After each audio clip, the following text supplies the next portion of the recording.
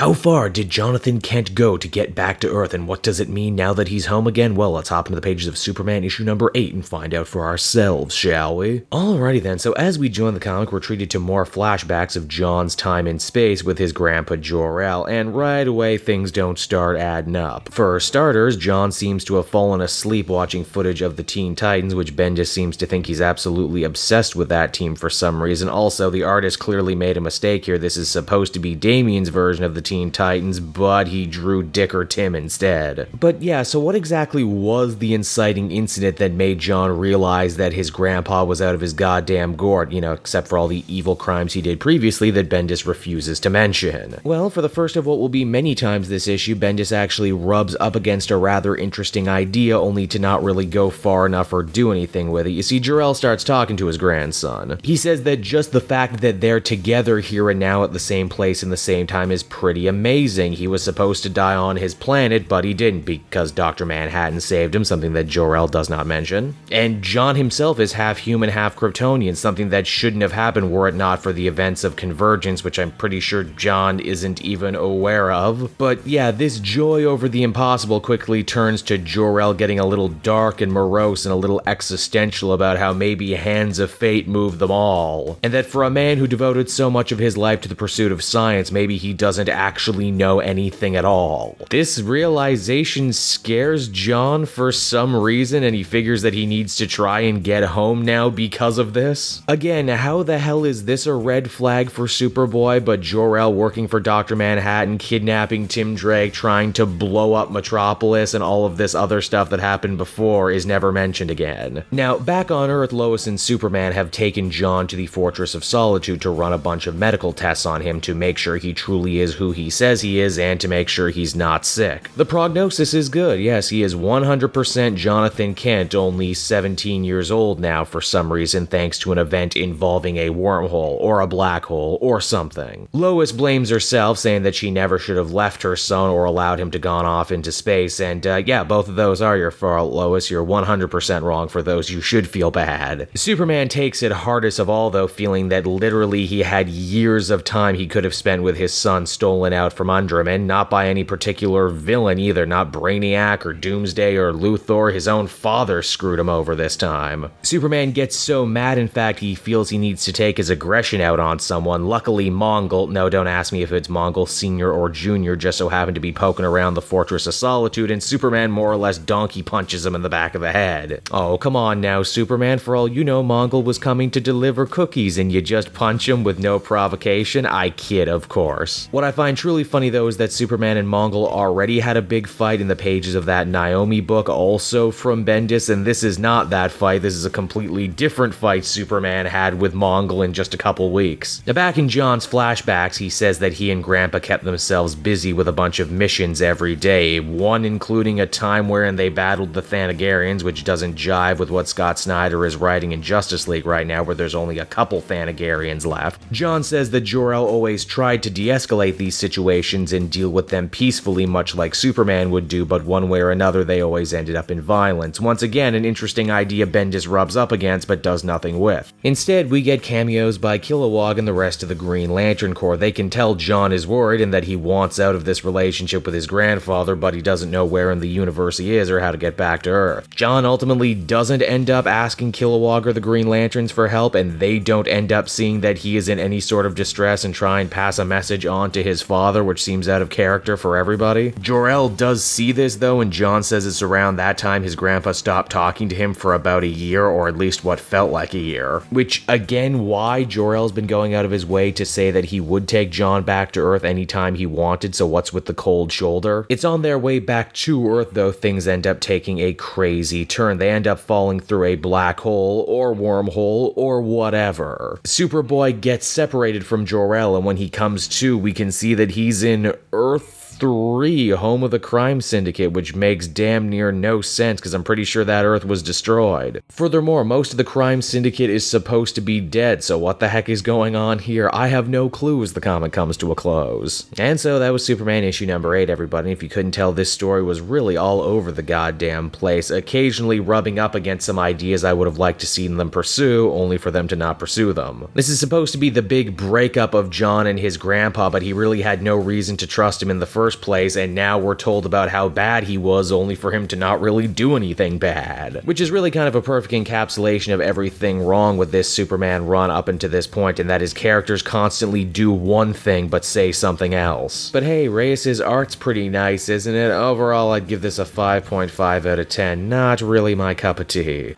Hey there everyone, Cape Joel again. Thank you so much for watching to the end of the video. I hope you enjoyed it, and if you did, why not take a look at some of these other videos I have available from the channel. Then you can follow me on Twitter and Facebook at Cape Joel, so you're always up to speed on what I'm doing next. And hey, if you're feeling in a charitable mood, why not check out my Patreon page. Patrons get exclusive access to videos and content before anyone else, and you can do so for as little as $1 a month. So, until next time everyone, this has been Cape Joel, and I will be continuing to make more comic book videos that smack of greatness. Bye-bye.